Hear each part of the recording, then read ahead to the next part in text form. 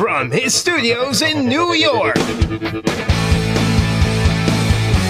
it's time for Wake Up Call with Dan Tortora, where sports meets life.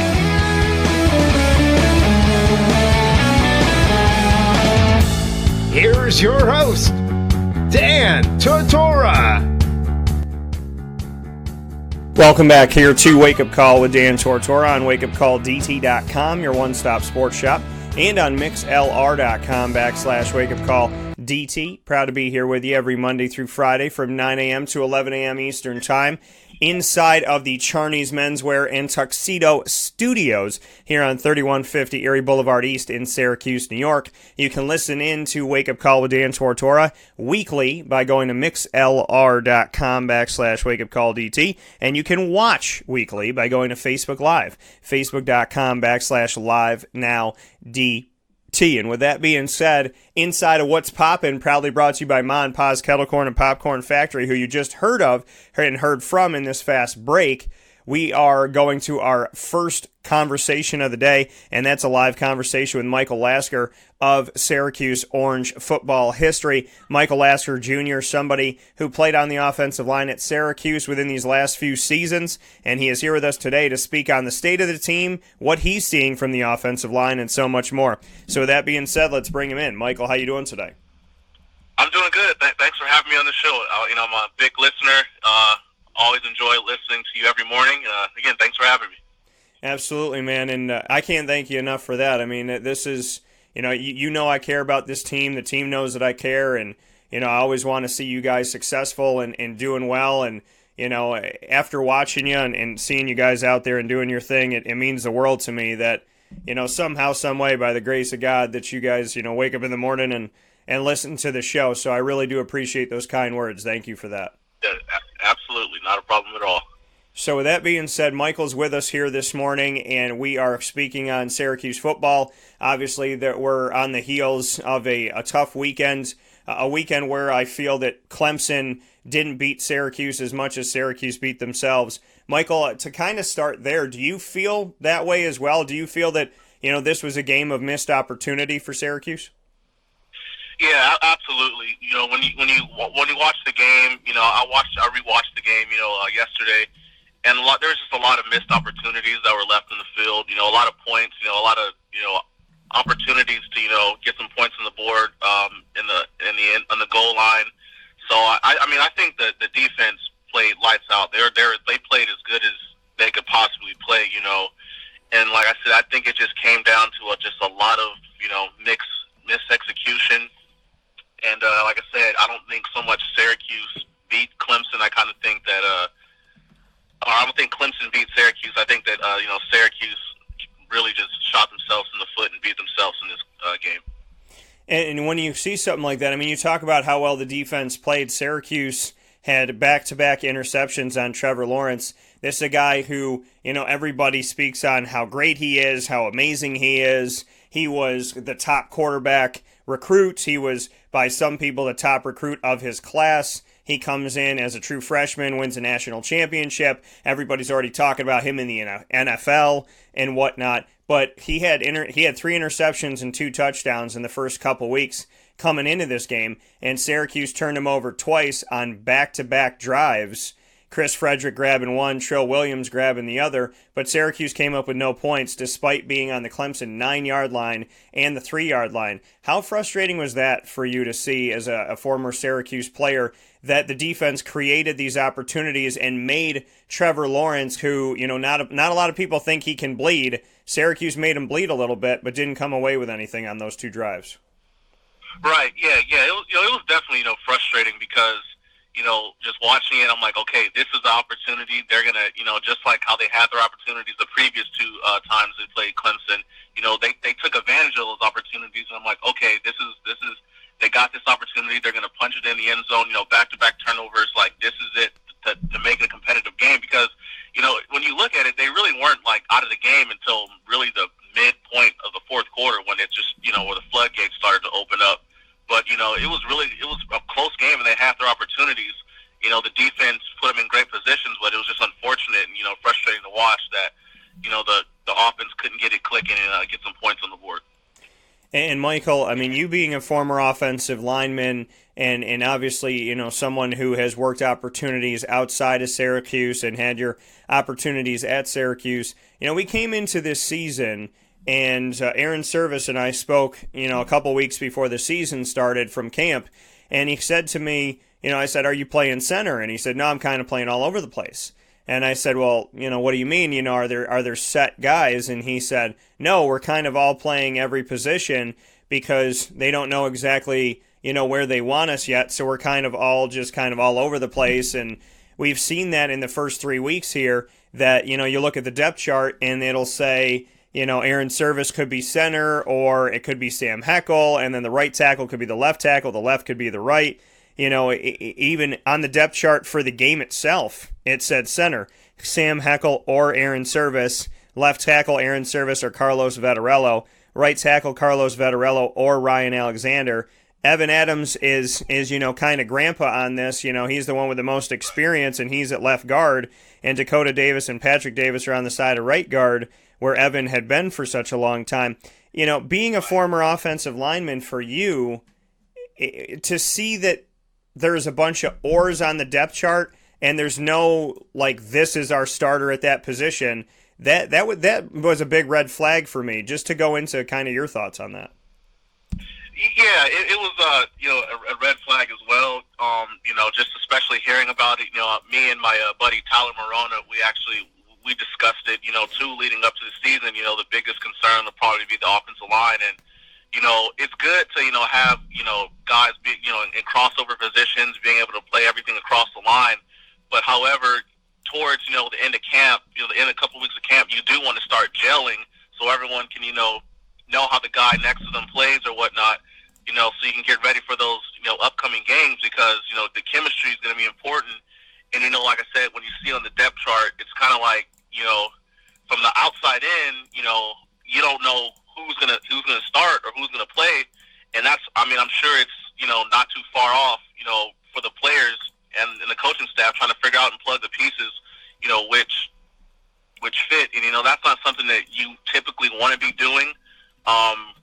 At this point of the season, the third game, so it's not the best look, but hopefully they can kind of turn things around and get things, clicking as soon as possible. Absolutely. And speaking here with Michael Lasker, Jr., Syracuse football alum, former offensive lineman on the team. And shout out to Devontae McFarland, a former running back for Syracuse that has joined the broadcast. And thank you to all of the former Syracuse players that find their way to Wake Up Call. It means a lot to us here inside of the Charney's Menswear and Tuxedo Studios. So, Michael, what have you seen from the line in the first few weeks here? I mean, you were one of the bookends on the line, and we still don't know who the bookends are at this point at left and right tackle. What are you seeing at this point, 3 games in? I see a lot of fight. I love the way they're fighting, and competing every snap. There does seem like they're not playing freely. I would say it doesn't look like they're playing freely. It doesn't look like they're playing. They're just kind of second guessing themselves and their technique. Just what it looks like, from a perspective of watching it. But I think that, and I don't know, for whatever reason, the offense doesn't look as fast as the previous 3 years. I'm not sure if it's because there's just a lot of new pieces to the offense as far as players concerning, and Tommy DeVito is obviously new, so first year starter. So I don't know, but it's like I said, as far as the offensive line, what I'm seeing, it's kind of difficult to watch at times because you see some of the technique things that they can clean up, but it just doesn't seem like they're playing with that swagger that I saw the last couple of seasons, and that confidence. Yeah, and that's the thing is it's going to take time. And the unfortunate part of this is that fans saw 10-3 last year after 2 just tough season, just rough go at it. You look at 3-9, 4-8, 4-8, 4-8, and then it was 10-3. So fans came into the season saying, we're definitely going to win 9 games, definitely going to win 10 games, definitely going to happen. We're going to get an awesome bowl game. It's going to be amazing. And I said, okay, well, Dungy's not here anymore. Tommy's taken over. Tommy is a different quarterback, and every quarterback, every player, you got to gel. I mean, Trevor Lawrence didn't look amazing in all of his games as a true freshman. So, it takes time to kind of gel and find your place on the team. So I said, you have to give Tommy some time. This offensive line doesn't know who's going to go where right now, and that's confusing, and that's going to cause them to have the opposite of chemistry, which is kind of chaos. And then the linebacker core over the last 2 years has lost a lot of veterans, so these are three key areas. I want to start with Tommy, though, after we talked about the offensive line here.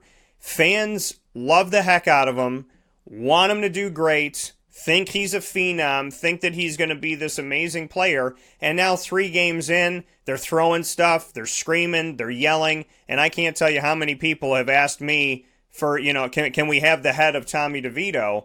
What can you say about that? I mean, I feel like this man, I mean, granted, there's been a lot of issues offensively, but he's only been the true starter for just a few games here, and I don't know, had to play the number 1 team in the nation, reigning champion this past week. So, I mean, what are your thoughts on Tommy DeVito?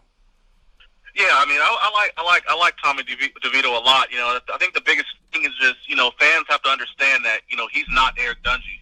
He's a totally different quarterback. They're have two different styles, and they have to give it some time to understand that really this is his first, 3 starts in, this is his first time really controlling the offense. It's different, coming in to relieve Dungy if he's banged up, or, Coach Babers wanted to give him, a few series just to, talk to him so Dungy can get his mind right or whatnot. But they have to understand that, these are 2 different quarterbacks, and Tommy, is more of like a pocket passer.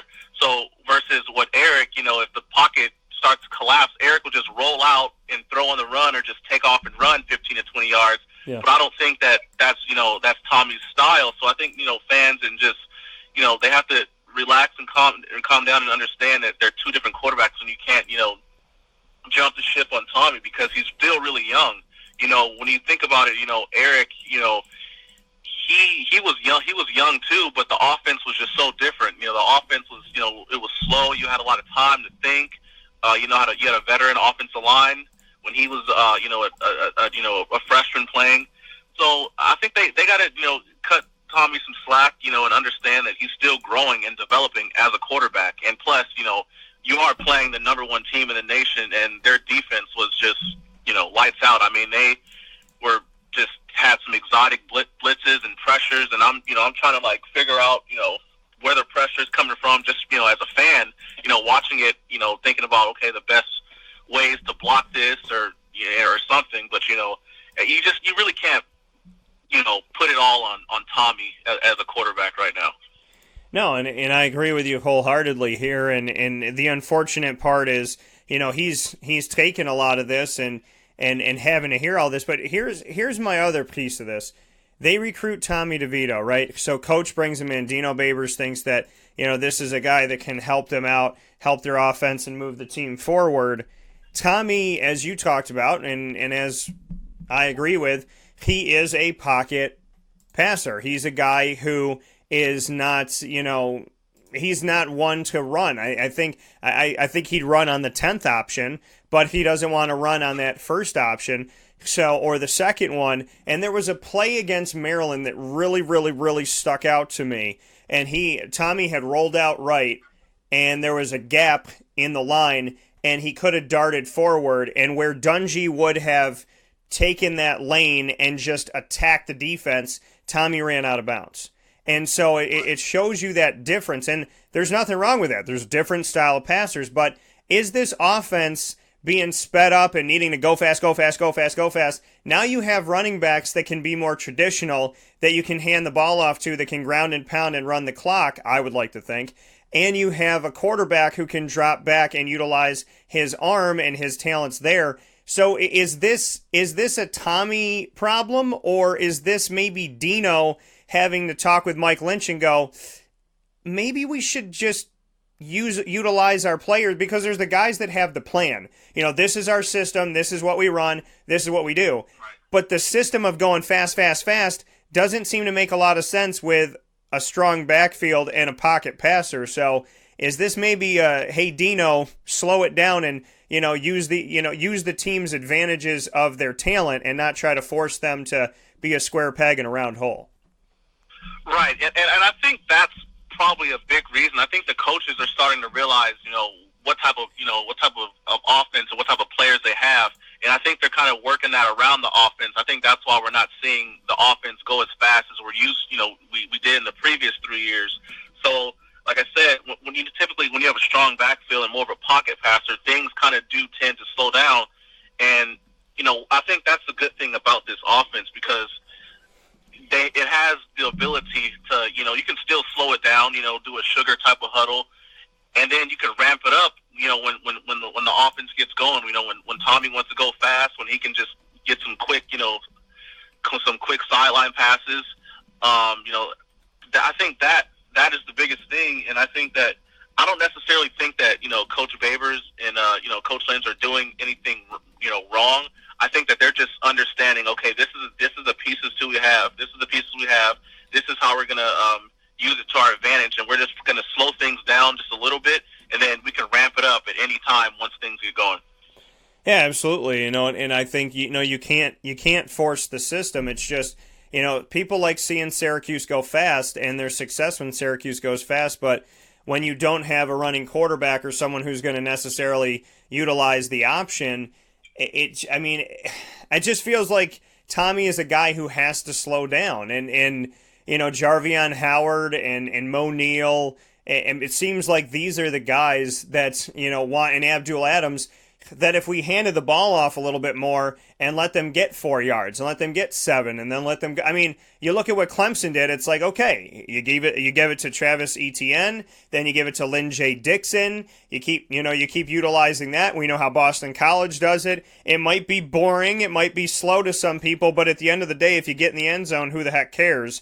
So I just, you know what I mean? I feel like the talent of this team is being forced to, Jawar Jordan Jr., who's a true freshman running back, he could fit in this speed because he's got a ton of speed. He fits that. Sean Riley can fit that. Nykeem Johnson can fit that. But it's almost a clashing of systems, having players that can systematically wear you down and then having players that can run all over you. And I think that you have to build your offense around the talent of your team as opposed to telling Tommy DeVito to be something that he isn't. Right. Yeah. Absolutely. And I totally agree because and another thing that I was thinking about, I think I know Tristan Jackson. He seems to be the big target this year. Obviously, my senior year it was Amba, and then Steve Ishmael, and then Jamal Custis. I think that and like I said, Dungy had those safety blankets where he knew that if something was going on, they would bail him out. He can throw it up and they would make a play. And I think that they're still Tommy and he's trying to find that go-to receiver. I know he likes to say, we like to spread it out a lot, but in the back of your mind as a quarterback, I'm sure it's comforting to know you have that safety blanket and, you can toss it up to, that receiver and he's going to come out and make a play and help you out. So I think that's, another thing that's kind of missing right now. I think it's just trying to find who that safety blanket is this season.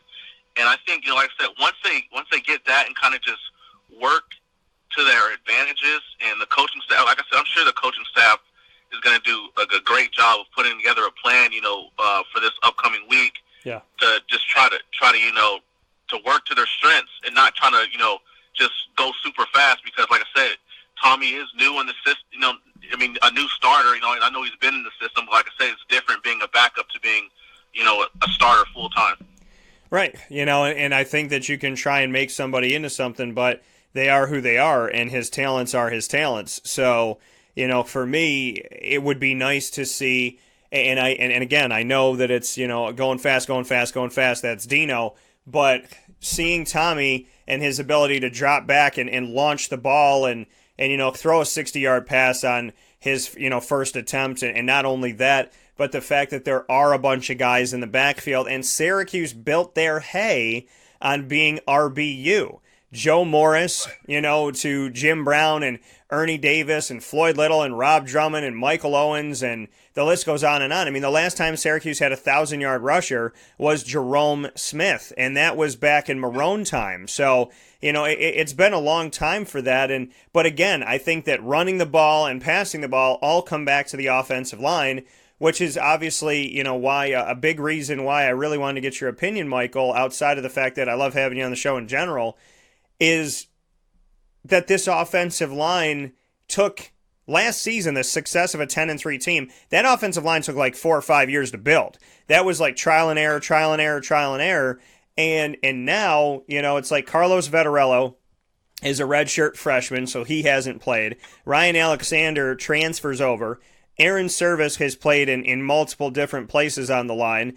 Darius Tisdale is new out here relatively. Dakota Davis and Patrick Davis neither of them have been leaned on. Sam Heckel is somebody who has been the center and then been moved out of that. So, outside of Evan Adams, there's really nobody that you can key in on of those 5 guys and say, okay, well, just like you said with wide receivers, we can lean on this guy. Tommy knows that he can always maybe shift to the right or shift to the left because that's the stronger part of the line. We don't know where the stronger part of the line is right now, and it's no offense to the linemen. It's no knock on them. I appreciate them all, and I love talking to all of them, and I want nothing but the best for them.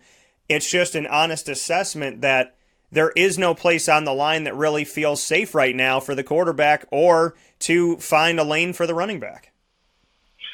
Right, yeah, and that's the thing, that like you said, when you have an inexperienced offensive line, I know like Service has numerous amounts of starts and Evan Adams, but like I said, both tackles, obviously Varelo, it's he's still young too, like Coach Babers always says, he's still a baby, he still has to he's going against 22-year-olds, and that's what it was like, 3-4 years ago, when my senior year, our offensive line, it struggled, but, we did have, veterans on the line as well. But like I said, Dungy could overcome that because he could just, make things happen.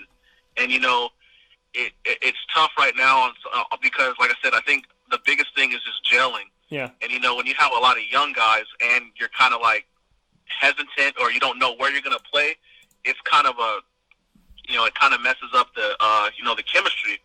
And, I think that's just one of the biggest things right now that they're going to have to overcome, kind of in a hurry because, the games are one loss on the O-line and the D-line. It's just, it is what it is. That's just what it is. And I think that, they're going to have to rely heavily on the offensive line. So the offensive line is going to have to click as soon as possible, to get the job done this season.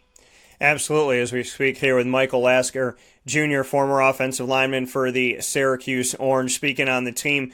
So, for the fans that are inevitably frustrated, upset, you've been through it. You've seen fair weather fans at Syracuse. You've seen fans that are with you no matter what. What is your thoughts to the fan base? What's your advice? I mean, the third largest crowd in Syracuse football dome history with over 50,000 people at this game obviously showed up. And shout out to showing up Kyle McIntosh, who's a good friend of mine as well, who's showed up this morning to listen in, another Syracuse alum at the running back position. So, we look at the fact that the 50,000 people showed up, 50,000 plus.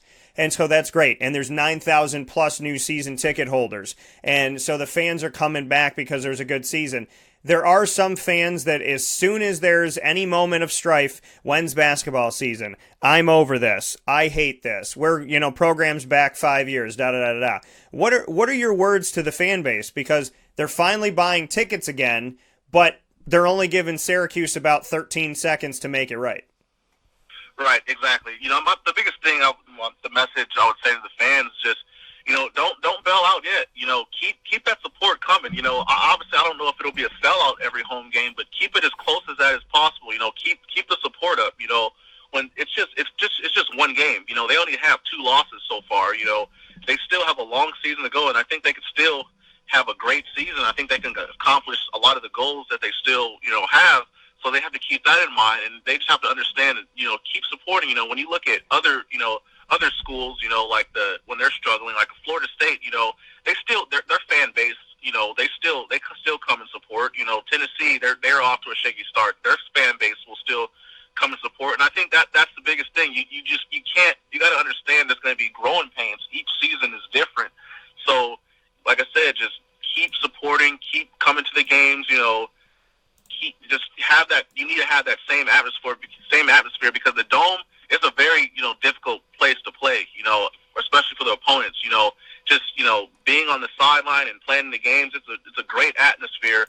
And if the fans make it loud, especially on third down for the defense, and then when the offense scores, it's just in between, series. The fans make it happen and give the players the extra juice to kind of get it going. So just don't count this team out. Keep coming, keep supporting, and I think that's really the message I have because we can't lose. They can't just bail out off of one game. And the Maryland game, that happened. Maryland lost to Temple, so it's just every team is beatable. I feel this year, so just keep supporting and keep coming to the games. Absolutely, and Michael, in closing here, thoughts to the offensive line as they try to figure things out. The staff tries to see where people fit the best. The players continue to practice and look for their place in it. What's your message to the offensive linemen? Because it's built in the trenches, and for whatever reason, in the history of what I've seen with sports and what I've seen specifically with football, it's on the coach and it's on. You look at basketball and sometimes it's on the coach and the point guard, which is like the coach and the quarterback, but not always anymore. But in the sport of football, it's the quarterback and the head coach. If the team plays well, they're amazing. Give them a pay raise, keep them in, do this, do that for them. If it's not great, well, then get rid of them and they're garbage and they were never good and I don't care what they did last year. So, we don't talk enough about the offensive line and the fact that it's built in the trenches. Tim Green comes back, gets his jersey retired. The coach that was with him, George O'Leary. A coach that I got to sit down with when he was the coach of UCF a few seasons back, and he said to me, Dan, you build teams in the trenches. Any coach who doesn't understand that you have to build up your offensive line and defensive line and recruit that and make that right first is never going to be successful and never going to win a championship because games are won from the trenches, from the inside out. What's your advice to the offensive line now? Yeah, my advice for the offensive line is, first of all, I love those guys. I'm an offensive line myself. I met pretty much, all of them except for, both tackles. And, I especially, know Service and Evan Adams. And I know they're the veterans of the group. They're gonna get it, lead the young guys and the new transfers. But as an offensive lineman, you already know and understand you're going to be the first person to get blamed and the last person to get praised. It is what it is. It's like that at any level. So I think they just have to keep sticking together, keep believing and keep having faith. And at times when you watch the film, a lot of the times it's not even the offensive line's fault. To the naked eye, it looks like that, but to like a football player and especially an offensive lineman and a coach, there could be numerous things. A running back could have broke down in protection. A receiver could have ran the wrong route. Quarterback could have had the wrong read. And in an offense like this, where the ball, sometimes you want to get it out quick, an offensive lineman could expect that and, get beat because he's thinking the ball's going to get out quicker and then gives up a sack. And all of the time, and, a lot of the times it may not just be the offensive lineman's fault. So I think you got to take some of the offensive line play with a grain of salt and understand that it's always not on them. So, like I said, I love those guys. I think, just keep being strong, keep the technique and the fundamentals, and just play with that swagger and play with confidence. And I think that, game 5, 6, 7, I think that you're going to see a different offensive line play, and things are going to be gelled together, and they're going to be playing with a lot more confidence than they are now. That coming from Michael Lasker Jr. It all takes time, especially on both of those lines, and people need to remember that. Michael, as always, I appreciate it. I thank you for being a part of the show. I thank you for your kind words at the beginning of the show, and I look forward to having you back on very soon. Thank you again. Thanks for having me. I'm a big fan of the show. I'll be watching again and listening tomorrow morning. Again, thanks for having me, and I appreciate it. All right, man. God bless. I'll talk to you. Thank you, too. God bless. Take care. That coming from Michael Lasker once again, and very, very, very kind and very kind words this morning from Michael. So thank you so much, sir. I appreciate it. I really do. So it means a lot. You know, it's good to know that people are listening and watching, because you do this show in hopes that you can create a positive message and bring people together. Listen, whether Syracuse wins or loses, we're still going to be here to do this show. We're still going to promote these kids. We're still going to talk about them. And when there's struggles and there's critiques and there's constructive criticism on this show, I can't speak for anything else, but on this show and with Dan Tortora Broadcast Media in general and wakeupcalldt.com, there are no personal attacks. There's no hatred. Yes, I've used Antonio Brown as an example, and I've talked about the fact that the way he's acting is idiotic and crazy and wrong, but I don't wish bad on him. I don't wish bad on this offensive line. I don't think that Tommy DeVito is what people are saying out there. I look at this and I say to myself, how can you approach a show where you have to talk about other people, and how would I want them to talk about me? Would I want them to go out there and go, oh, well, he's this broadcaster and he's that? No, but I got to bring it every day. Okay? I got to bring it every day. And sometimes I might mispronounce a name, and sometimes I might start the show a few minutes late, and sometimes I might do this wrong or do that wrong. But at the end of the day, I can control what I can control. And people's opinions of you in this day and age, everybody's got an opinion about everything.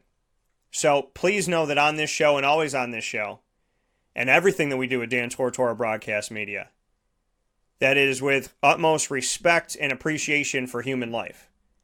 So if I criticize the offensive line, or I criticize Tommy DeVito's play, or I criticize a team, or I ask a question to Dino because I don't understand this, it's never a personal attack, it's never a hope for bad, and it is absolutely positively never negativity going towards somebody else. I want to see this Syracuse team kick some tail. I want these fans to show up 50,000 strong every game. This is my city, and I care about my city. So, don't give up on your team. We can talk constructively, but we will never disrespect. So for those of you that are swearing and yelling and saying really horrible things about these players, please stop. Because their parents are watching, they're listening, they can see it, their brothers, their sisters, their significant others. Remember that they're people too. And remember that they're trying really hard. And I know you want them to win. And like I said, we can constructively criticize. We can constructively talk about the team. But we will not disrespect other people. Because I wouldn't want them to do that to me. Or to you.